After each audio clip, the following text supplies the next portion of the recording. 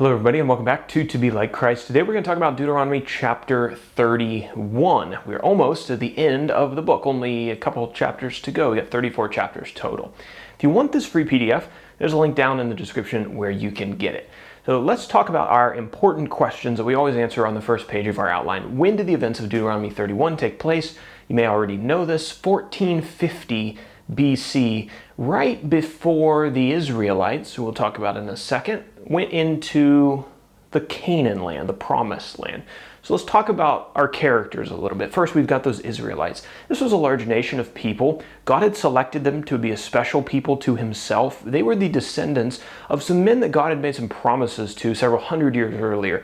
Abraham, Isaac, and Jacob, that you can read about in the book of Genesis. We've also got Moses. Moses was the leader of the Israelites. God had appointed him to lead the people from Egypt to this promised land that he was going to give them to live in. And then Joshua. Joshua was Moses' longtime assistant, and God selected Joshua to take over after Moses' death, which was shortly upcoming. We'll talk about that in our outline section.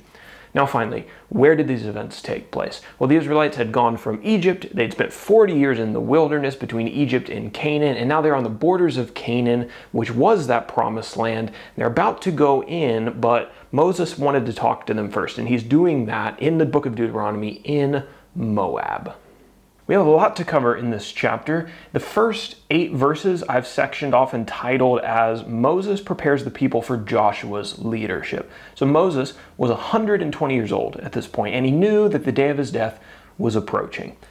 God had already told him that he wasn't going to be allowed to enter into the promised land because of a mistake that he made in the wilderness. Moses reassured the people, though, that God was going to go with them, even though he wasn't going to be able to, and God would give them victory over their enemies. And as we mentioned, Joshua had been appointed by God to take over as the leader and as the guide to the people. Moses encouraged both the people and Joshua to, quote, be strong and courageous and to put their trust in God that he was going to give them victory and to give them the land that God had sworn to their fathers. Moses said this, quote, "It is the Lord who goes before you. He will be with you. He will not leave you or forsake you. Do not fear or be dismayed." Section number 2, verses 9 through 13, the 7th year reading of the law. So Moses wrote down all of God's instructions in a book, and it was called the Book of the Law. And he told the Levites to gather all of the people together every 7th year during the Feast of Booths and read the law to them again. And this was done for a couple reasons. First, to remind the people so that they didn't forget, and also to teach the new generations, the upcoming generations, about the God that their nation served. Verses 14 through 23 is kind of a sad section. God foretells the fate of Israel, and he gives a song of witness. Okay, so God called Moses and Joshua to himself at the tabernacle, and he spoke to them specifically in a pillar, or from a pillar of cloud. God foretold the fate of the nation of Israel, whether they would obey him or whether they would choose to reject him. And he said that not long after Moses' death, the people were going to break covenant with him. God confirmed that he would in fact send the curses that he'd been talking about in the last couple chapters on the Israelites when they broke covenant with him, and he would, quote, hide his face from them. The Lord gave Moses a song, which is interesting, a song to teach to the people. And this song was to be taught to their children, so it would never be forgotten in Israel, and it would act as, quote, a witness against the Israelites in the future. Moses wrote down the song and he taught it to the people the same day. And we'll talk more about this song, well, a lot more about it in chapter 32. Section number 4, verses 24 through 29, Moses gives the book of the law to the Levites. So when Moses had finished writing down everything that needed to go into the book of the law, he gave it to the Levites and he told them to keep it beside the Ark of the Covenant, which was in the tabernacle.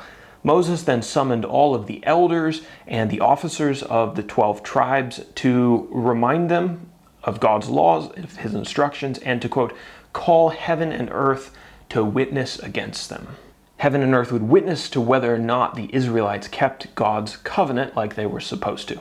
Now finally, the last section is just one verse. It's the last verse, verse 30, and it's really a setup for the next chapter. The song of the Lord, verse 30. So verse 30, as I just mentioned, is an introduction to what we're going to read in chapter 32. Deuteronomy 32 records the song that the Lord gave to Moses to teach to the Israelites. Now finally, for our application section. Songs were intended by God for more than just entertainment, and I think that is still God's intention today. Songs can do a lot of things, more so than just entertain. They can convict, teach, bring important truths to our memories, they can admonish, and they can do a lot of other things. God gave his people an entire book of songs in the Old Testament scriptures, the Jewish scriptures, and that is the book of Psalm. God's people are supposed to be a singing people, even God's modern followers and Jesus' disciples in 21st century. Ephesians 5:19 tells us that. Colossians 3:16 tells us that. God created music, and it's intended to be used for his exaltation and for our spiritual benefit.